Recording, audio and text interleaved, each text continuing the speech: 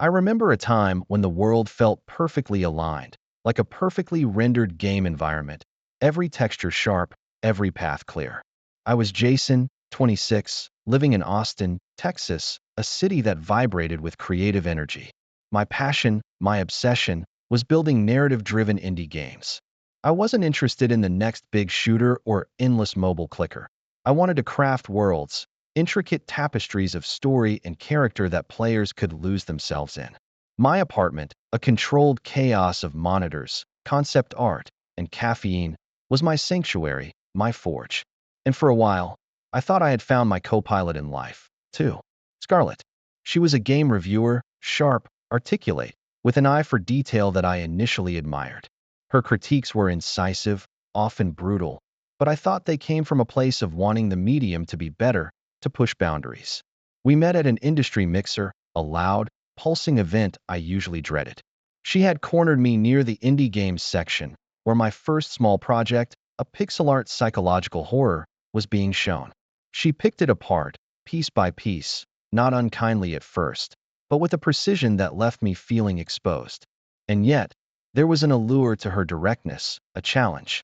I found myself drawn to her confidence, her seemingly unshakable grasp on what made a game good. She was everything I wasn't. Outwardly confident, seemingly secure in her opinions, a woman who knew what she wanted. I was a meticulous world builder, quiet, introspective, pouring my soul into lines of code and story trees. She seemed to see through the surface, to the potential underneath, or so I believed. We started dating, a whirlwind of late-night conversations about game theory, the industry, our dreams. She called my ideas fascinating, even if she quickly added, but perhaps too niche for the general public. I brushed it off. I told myself she was just being realistic, a necessary counterpoint to my head-in-the-clouds idealism. Her presence in my life was vibrant, a splash of bold color against my more muted palette. She had this way of making me feel seen, of understanding my dedication, even if she always brought it back to marketability. There was a thrill in having someone so plugged into the industry, someone who seemingly understood the inner workings, cheering me on. Or so it seemed. Looking back, those early comments were like faint flickering warning lights on a distant horizon, easily ignored when the immediate sky above me was so bright. My best friend and coding partner, Greg, my anchor in the tempest of coding, always championed our unique vision. He'd say, "Jason, your strength is in the story. Don't ever lose that." And I believed him. I believed them both, in different ways. The first cracks in my carefully constructed reality began to show, subtle at first, then widening into fissures.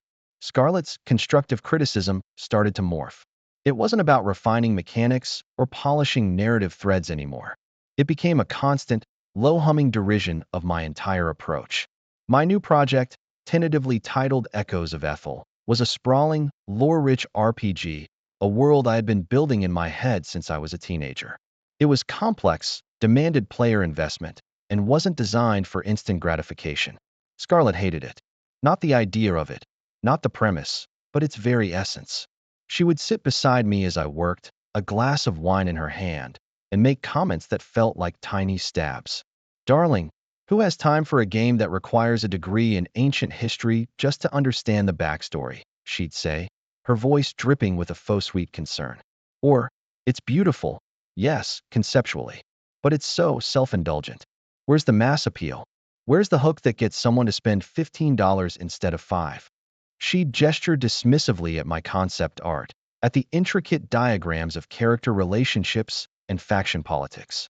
It felt like she was trying to scrub away the very soul of what I was trying to create, replacing it with a bland, commercially viable paste. I started to feel a constant pressure, a tight band around my chest. My hands, usually so steady on the keyboard, would sometimes tremble. The joy of creation, the pure, unadulterated bliss of bringing a world to life, began to drain away, replaced by a nagging self-doubt. Was she right? Was I just a navel-gazing artist, too blind to see the commercial realities of the industry? I found myself drafting simpler mechanics, sketching out ideas for more generic characters, anything to appease that critical gaze she cast upon my work. Greg, bless his stubborn heart, would push back. "Jason, what are you doing? This isn't you. Remember why we started this. Remember echoes? His words were a lifeline, but Scarlett's voice was a siren's song, insidious and persuasive, humming constantly in my ear. She'd follow up my conversations with Greg with subtle digs. Greg's sweet, but he's just as idealistic as you are, honey. Someone has to be practical. I started to feel like I was standing on shifting sand, caught between the two people closest to me, both pulling me in opposite directions. The creative sanctuary of my apartment began to feel less like a haven and more like a battlefield. The psychological pressure escalated, growing more sophisticated, more insidious. Scarlett started to isolate me, not explicitly, but through a gradual erosion of my self-worth. Every conversation about my work became a therapy session I didn't ask for, where she was the all-knowing expert and I was the flawed patient. She'd praise a generic mobile game for its elegant monetization strategy, right after I'd shown her a particularly complex narrative tree for Echoes of Aethel, making me feel childish and out of touch. She started calling my passion a hobby, a charming affectation, rather than a serious profession. It's fine for fun, Jason, she'd say, but to make a living, you need to think about what people actually want, not what you think they should want. My sleep suffered. I'd lie awake, staring at the ceiling, replaying her words, dissecting my creative choices, wondering if I was truly just deluding myself. My meticulous world building, once a source of pride, now felt like a curse, a sign of my inability to be flexible. There was a particularly painful evening when I finally gathered the courage to show her a fully playable demo of Echo's first chapter, a labor of love that had consumed months of my life. I was nervous, my palms sweating, but hopeful. She played for about 15 minutes, her expression unreadable, then put the controller down with a sigh. It's dense, darling, she said, without looking at me. Beautiful art direction, sure, but so much reading. And the combat is unforgiving. Most players will just quit. It's too much work for a game. My heart sank into my stomach. I felt a cold dread spread through me. I tried to argue, to explain the design choices, the intent behind the challenge. She just smiled, a small, patronizing smile. You're too emotionally invested, Jason. You can't see it objectively. It's just not commercially viable. It's a wonderful little art piece, but it won't pay the bills. You know, sometimes you just need to simplify, streamline. Take the core concept, the really unique bits, and make them accessible. She paused, then added, You have so many amazing ideas, Jason. You just need to learn how to package them for the market. Her words hung in the air, a poisonous fog. It was a complete dismissal, disguised as pragmatic advice. My vision, my passion, was worthless unless filtered through her cynical, market-driven lens. Around this time, Greg started to become distant. He was always busy, always had an excuse to put off our regular coding sessions, the ones where we'd bounce ideas off each other, fueling our shared passion.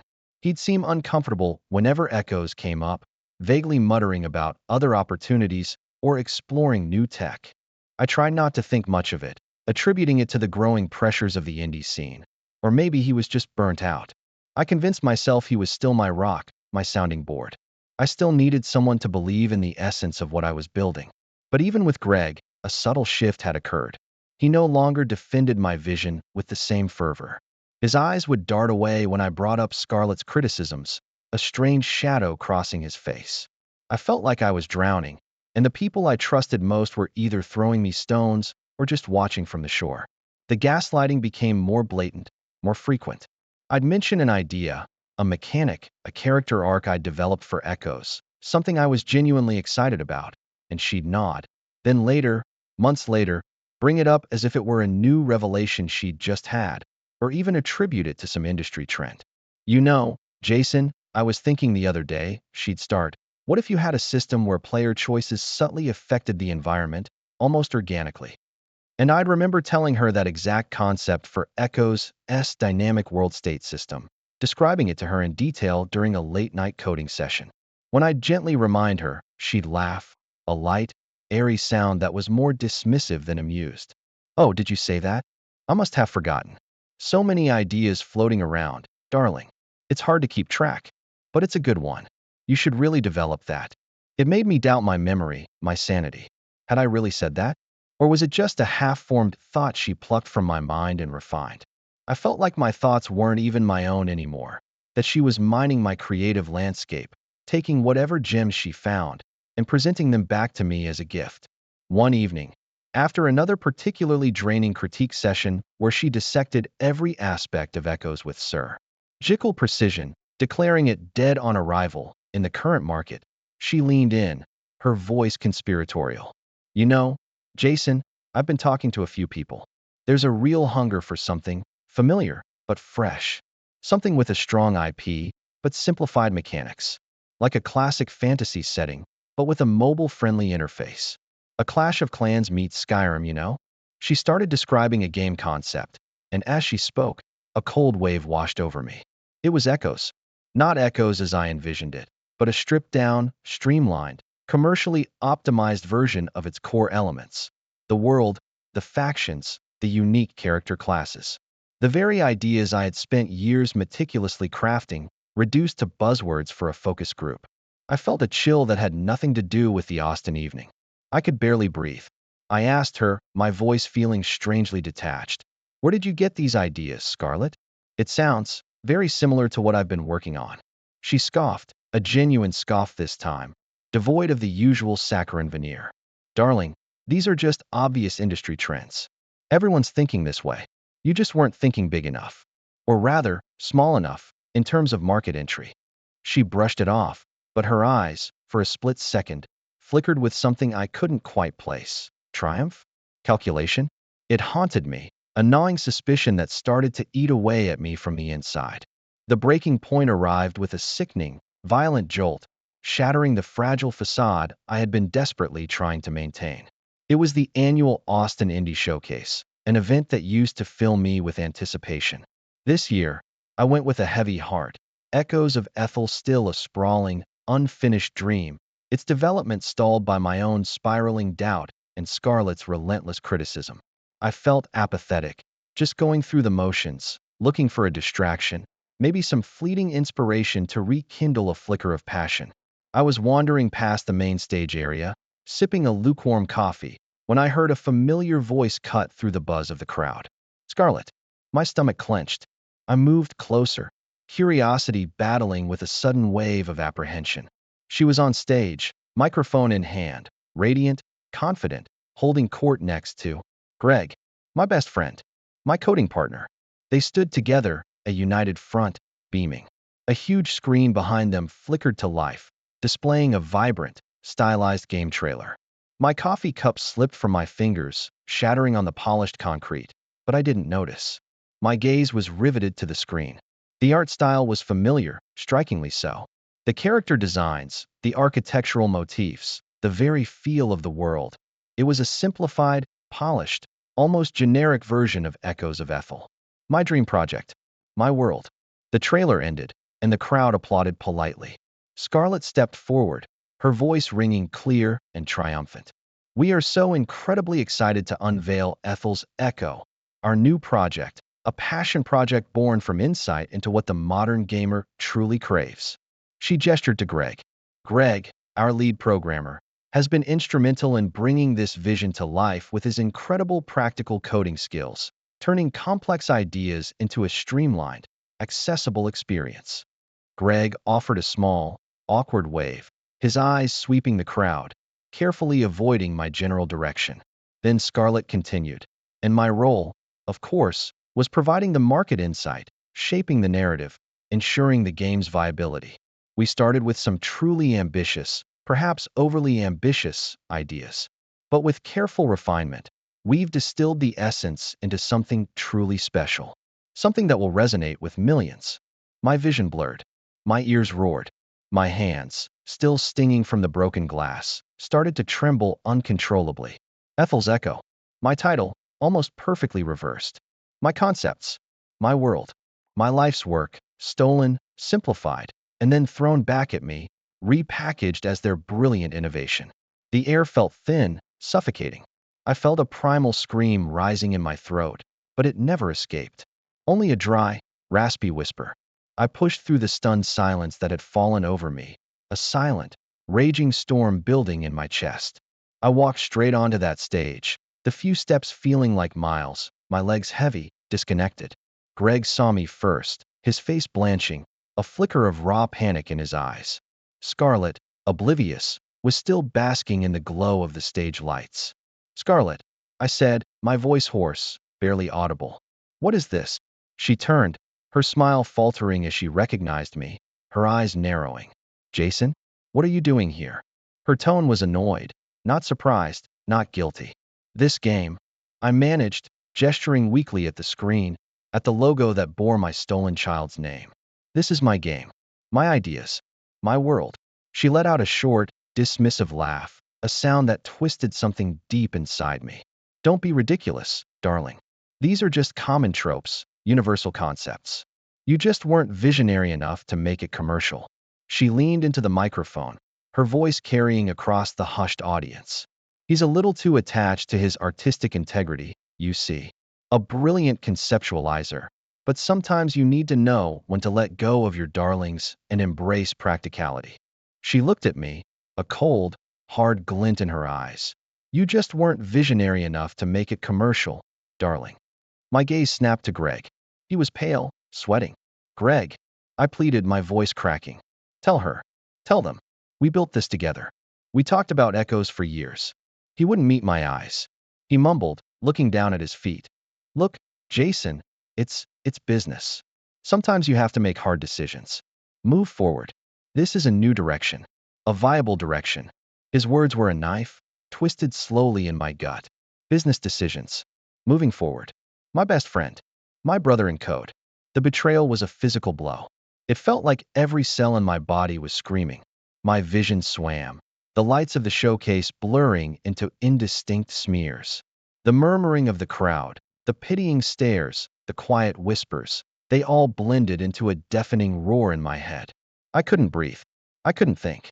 All I could feel was the crushing weight of their lies, their calculated deception. My creativity, my trust, my very identity, shattered into a million irreparable pieces. I turned and walked off the stage, past the confused faces, past the whispers, out of the building, and into the indifferent Austin night. The following weeks, months even, were a blur of numb despair. I abandoned game development completely. My apartment, once a vibrant hub of creation, became a tomb. The monitors stayed dark, the concept art gathered dust, and the silence was suffocating. I couldn't bring myself to even look at a line of code, let alone write one. Every pixel on a screen felt like a reminder of what had been stolen, what had been perverted. I moved through my days in a haze, barely eating, barely sleeping. The betrayal festered, a poisonous wound that refused to heal. I saw Scarlett's face in my nightmares, heard her dismissive laugh, Greg's cowardly mumbling. My mind was a broken record, replaying the scene at the showcase, picking apart every word, every gesture. I felt like a fool, an open book whose story had been plundered, its pages ripped out and rewritten by someone else. My worth, my entire sense of self, had been so intertwined with my creative output, with the worlds I built, that without it, I was simply nothing. A void. My phone gathered dust. I ignored calls, texts. The thought of engaging with anyone, especially anyone from the industry, filled me with an unbearable dread. The shame was a heavy cloak I wore constantly. I had been so naive, so trusting. How could I have been so blind? All the red flags, the subtle digs, the gaslighting, they all snapped into painfully clear focus now, like puzzle pieces finally falling into place after the image had already been irrevocably destroyed. She hadn't been challenging me. She had been chipping away at me. She hadn't been realistic. She had been calculating. She had never seen my art. She had only seen market opportunities, ripe for exploitation. And Greg's silence, his evasiveness, now appeared as glaring neon signs of his complicity. The man I had poured countless hours, countless ideas, countless dreams into, had sold me out for a slice of the commercial pie. One morning, after another restless night, I found myself staring at a faded concept sketch taped to my wall, alone, towering tree reaching for a stylized sun, from an even older, more obscure project I'd started years ago. A project too niche, even for me at the time, too personal. A strange, quiet anger began to simmer beneath the layers of despair. Not a raging, destructive anger, but a cold, steady burn. I wasn't just sad anymore. I was furious at being rendered invisible, at being told my vision was worthless unless it fit into someone else's mold. The realization hit me with the force of a revelation. Scarlett hadn't stolen my ideas because they were bad. She had stolen them because they were good, because they had potential. But instead of nurturing that potential, she had twisted it, diluted it, and claimed it as her own. She had taken my intricate, soulful creation and turned it into a mass-produced toy. And Greg had helped her do it. Slowly, agonizingly, I started to pick myself up. I cleaned my apartment. I forced myself to go outside, to walk the streets of Austin, to reconnect with the world beyond my self-imposed prison. I started meditating, just 10 minutes a day, to quiet the cacophony in my head. I started to understand that my worth wasn't tied to external validation, or to commercial success, or to what anyone else thought. Of my art. My worth was in the act of creation itself, in the honesty of my vision. The first step was severance. I wrote Scarlett a single, concise email, stating simply that our relationship was over, effective immediately, and that I would be pursuing legal avenues regarding the theft of my intellectual property. There was no rage, no begging, just cold, hard finality. I blocked her number, her social media, her email. With Greg, it was even simpler. I deleted him from my contacts, unfriended him on every platform, and cut him out of my life like a cancerous growth. There was no point in confronting him. His actions spoke louder than any words. They were gone, out of my life. The act of cutting ties felt like a physical weight lifting from my shoulders, a sudden intake of clean, fresh air after being submerged. The silence that followed was initially terrifying, then liberating. It was an empty canvas, waiting to be filled. I began to revisit that old concept sketch, the lone towering tree. It was an even more niche idea than Echoes of Aethel, a quiet, reflective game about growth, decay, and the interconnectedness of all living things. There was no market research, no grand monetization strategy, no thought of mass appeal. This time, I wasn't making it for anyone but myself. It was my therapy, my reclamation.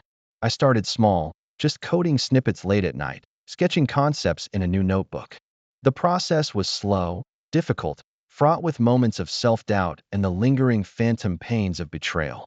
But with each line of code, with each brushstroke of digital paint, a piece of myself healed. I poured every ounce of my true self into it, every nuance of my meticulous world building, every raw emotion. This game, tentatively titled The Last Grove, was me, unadulterated. There were no deadlines, no pressure. I worked when the inspiration struck, when the drive to create became too strong to ignore. Months turned into a year, then another. I learned new techniques, experimented with different engines, pushed my own boundaries. Greg's absence meant I had to pick up more of the coding, forcing me to grow and learn skills I'd previously relied on him for. It was empowering. Finally, after nearly 3 years, I released The Last Grove. I didn't announce it with fanfare. I simply put it on a small indie game storefront, listed it for a modest price, and walked away from the computer. I had done it for me. That was enough. The first few weeks, nothing. Then, slowly, a trickle of downloads. A few comments on the game's page. Beautiful. Haunting. I've never played anything quite like it. Then, a small review from an obscure blog, then another. They praised its unique vision, its quiet introspection, its profound narrative. They talked about the emotional connection they felt, the way it made them think, the subtle depth. It wasn't a viral sensation, not a chart topper, but it found its audience. A small, dedicated, passionate community of players who understood, who resonated with the very essence of what I had tried to create. They didn't want a simplified, marketable version of someone else's dream. They wanted my dream, in all its complex, niche glory. I learned that validation doesn't come from market share or critical acclaim from people like Scarlett. It comes from within, from the integrity of your own work, from the connection with those who truly see and appreciate it. The Last Grove didn't make me rich, but it gave me something infinitely more valuable, myself back. I still carry the scars, of course. The memory of that stage, the cold dismissal, the crushing betrayal, it's etched into me. But it no longer defines me. It's a reminder of what I survived, of the price of authenticity, and the unwavering conviction that true worth is never found in compromising your soul for the sake of perceived marketability. I am Jason, a game developer, still in Austin, still building worlds.